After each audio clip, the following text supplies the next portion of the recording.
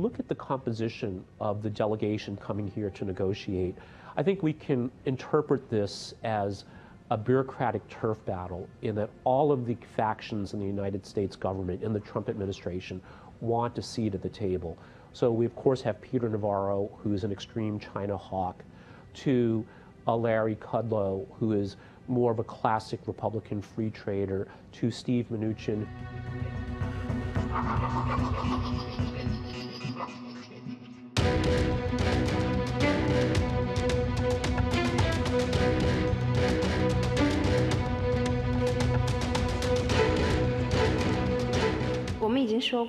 We have already said that China welcomes the delegation led by the US President's special envoy and Treasury Secretary to come to China and negotiate China-US trade issues. In terms of China's expectations, we welcome the talks, but the negotiations must be founded on equality and mutual respect, and should result in a mutually beneficial outcome.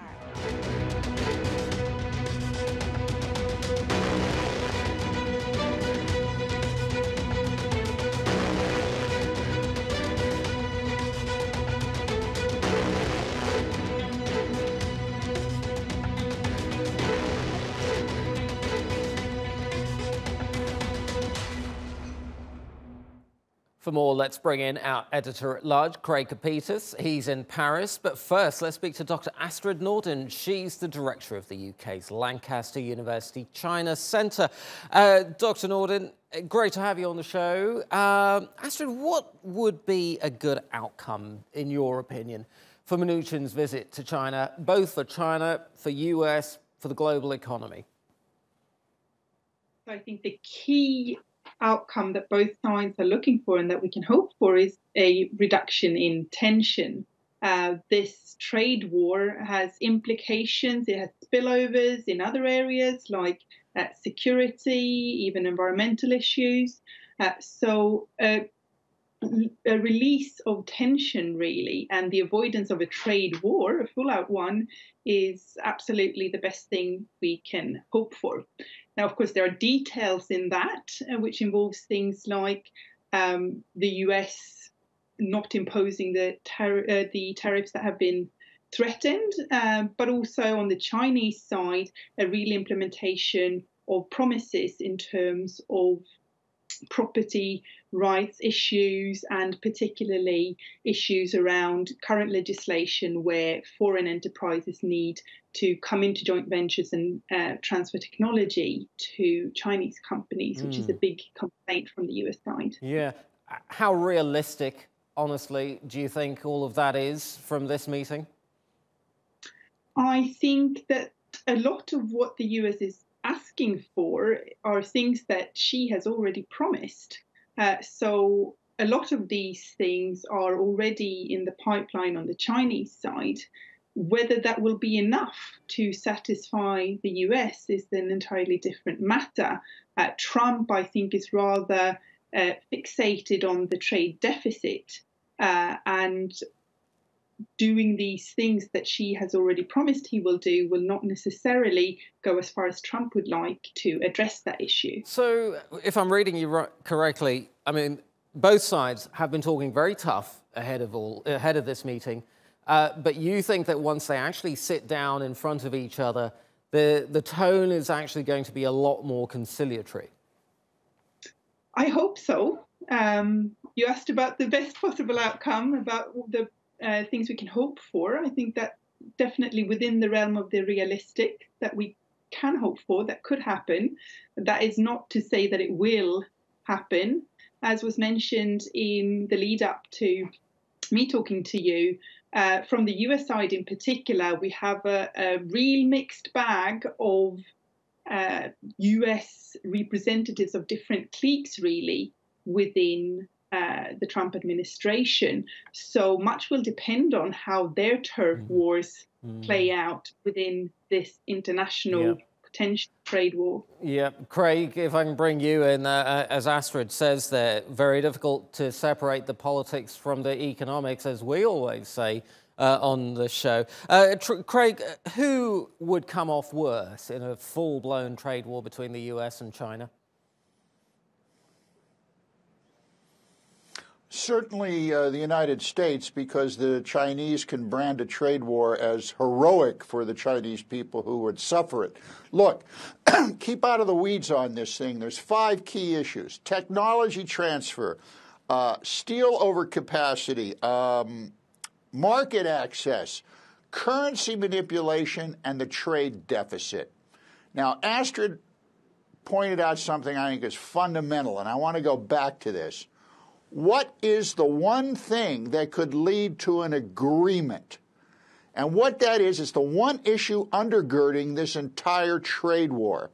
And that is Beijing, the Communist Party, is foaming at the mouth to have the WTO and other global organizations classify China as a, quote, market economy.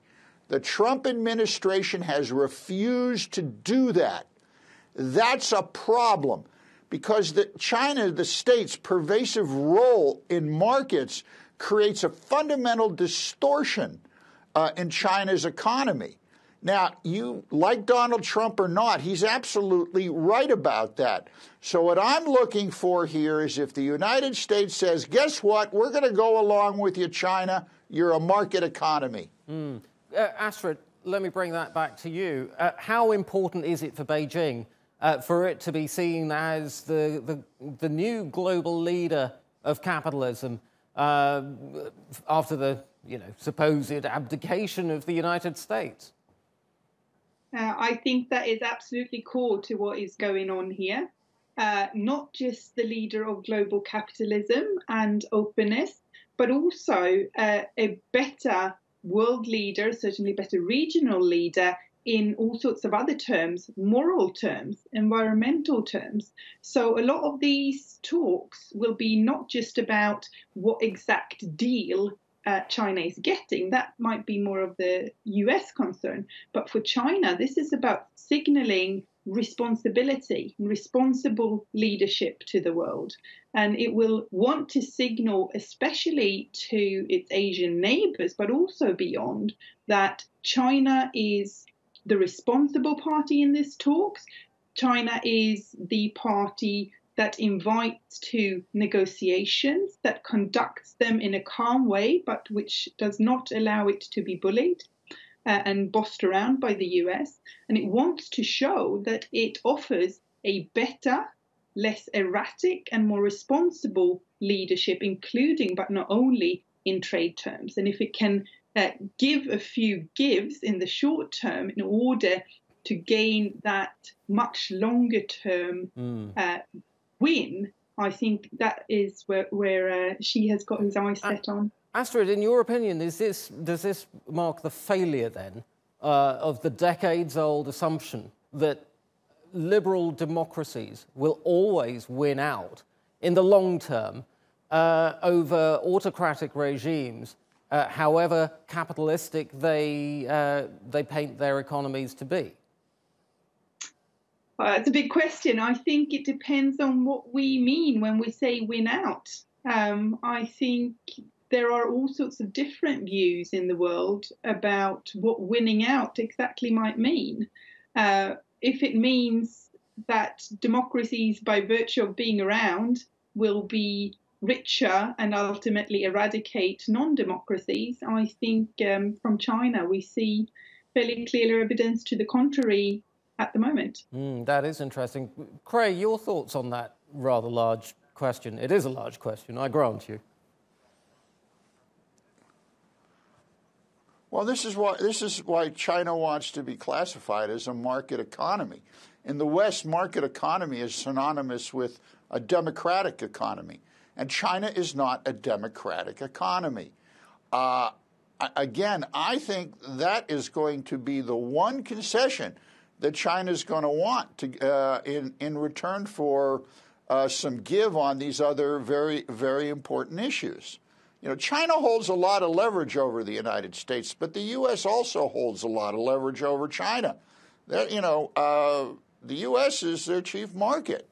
Yeah. So if they stop selling, there's a global cascade effect to that. Well, I was going to ask you that. I mean, one of the big worries here is that China stops participating in the weekly auctions of US treasuries, or worse still, starts to actually dump US treasuries in retaliation for some of the measures that the US is imposing. What does that do to the global economy, to markets?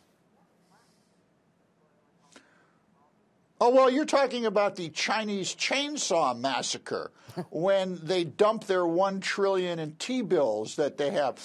Not going to happen, but let's say it does. The U.S. would sell debt to American citizens like war bonds in World War II. They try to convince friendly countries to sop up more of their debt.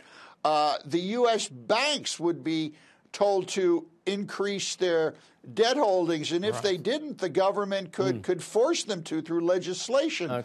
There would also be quantitative easing. You know, my favorite. Print more money. Global turmoil. We've been through that, haven't we? Craig Capitas in Paris and Dr. Astrid Nordin in Lancaster University. Thank you both very much indeed.